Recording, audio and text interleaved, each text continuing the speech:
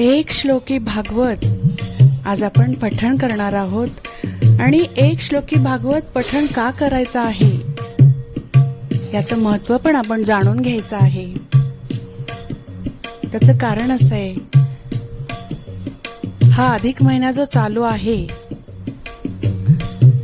तर आपल्याला सगळ्यांना माहिती आहे की जास्तीत जास्त आपण भगवंताची, श्रीकृष्णाची, पांडुरंगाची, विठ्ठलाची भक्ती करायची आणि आपापल्या सामर्थ्यानुसार भक्ती करायची। ज्याला जे जमतं त्याने ते करावं।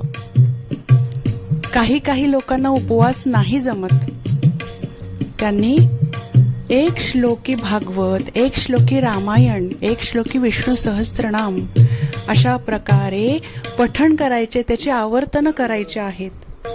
आणि आवर्तन केल्यानंतर 11 आवर्तने करा, 21 आवर्तने करा, 108 किंवा 5 माळा नियमितपणे जो मनुष्य एक श्लोकी भागवत पठण करतो तर त्याला काय फायदे होतात। आपल्याला माहिती आहे, भागवत पुराण हे हिंदू धर्मातील 18 पुराणांपैकी एक आहे। या पुराणात 18,000 श्लोक आहेत आणि महर्षी वेदव्यास मुनींनी हा ग्रंथ लिहिलाय। तर संपूर्ण श्रीमद भागवत पुराण हे ज्यात 18,000 श्लोक आहेत ते सगळ्यांना वाचायला जमतात असं नाही। अत्यंत संक्षिप्त व शक्तिशाली असा हा एकच श्लोक आहे। हा एक श्लोक जरी आपण वाचला किंवा त्याचा जप केला तर संपूर्ण भागवत वाचल्याचं पुण्य, पूर्ण फळ असं मिळतं आणि आपली जन्मोजन्मीची पापे, आपलं संचित पूर्व कर्म नाहीस होतं। आणि याच्या नित्य पठणाने काय होतं तर सुख शांती मिळते, मनाला शांती मिळते। पूर्ण श्रद्धेने भगवान श्री गोपाल कृष्णाच्या मूर्तीसमोर, फोटोसमोर बसायचंय आणि जप करायचंय। अत्यंत समर्पण भाव असला पाहिजे। समर्पण म्हणजे लीन होऊनच भगवंताच्या चरणी आपण शून्य आहोत हा भक्तिभाव ठेवायचा आहे आणि चरणांशी लीन होऊन जायचं आहे, त्याच्या कृपेचा अनुभव घ्यायचा आहे। गोपाल कृष्ण भगवान की जय। हा श्लोक म्हणजे साक्षात श्रीकृष्णाच्या लीलामृत असलेल्या भगवान श्रीकृष्णाचा आशीर्वाद आपल्याला मिळतो। याचा अर्थ पण अत्यंत सुंदर आहे। तर आधी आपण श्लोक म्हणूयात।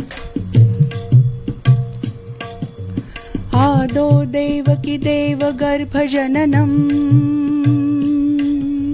गोपी गृहे वर्धनम मायापूतन जीवितापहरणम गोवर्धनो धारणम कंसच्छेदन कौरवादि हननम कुंती सुता पालनम एतत् भागवतं पुराण कथितं श्रीकृष्ण लीलामृतम। गोपाल कृष्ण भगवान की जय। आदो देवकी देव गर्भ जननम म्हणजे काय तर सुरुवातीला भगवान श्रीकृष्णाने माता देवकीच्या गर्भातून जन्म घेतलाय। गोपी गृहे वर्धनम, त्यानंतर गोकुळात गोपींच्या नंद यशोदांच्या घरी त्याचे संगोपन झाले आणि ते मोठे झाले। मायापूतन जीवितापहरणम म्हणजे गोपाळ कृष्णाने कपटी पुतना राक्षसिणीचा प्राणांचे हरण करून तिचा वध केला आहे। गोवर्धनोद्धारणम, इंद्राचा गर्व हरण करण्यासाठी त्यांनी आपल्या करंगळीवर गोवर्धन पर्वत उचलला।